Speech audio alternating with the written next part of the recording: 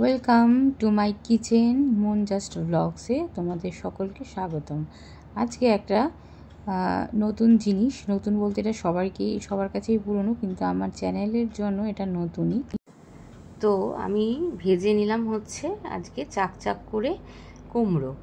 তো কুমড়ো আমার অনেক দিনের খেতে ইচ্ছা করছিল, আর বর আনে গোটা গোটা কুমড়ো।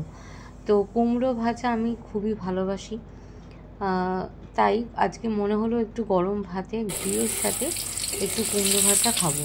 তাই আমি প্রথমেই রান্নার শুরুতেই আমি একটুখানি চাক করে কুমড়োটাকে ভেজে নিলাম একটু নুন হলুদ আর মিষ্টি দিয়ে।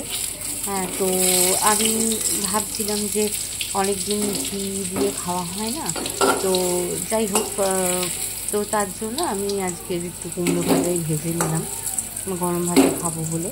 তো আজকে তোমরা যারা কুমড়ো ভাজা খেতে ভালোবাসো তারা অতি অবশ্যই কমেন্ট বক্সে লিখো যে ভালোবাসো কি না।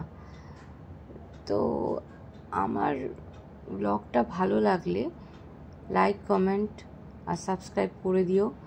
আর নতুন নতুন রেসিপি যদি দেখতে চাও তাহলে কমেন্ট বক্সে কমেন্ট করো।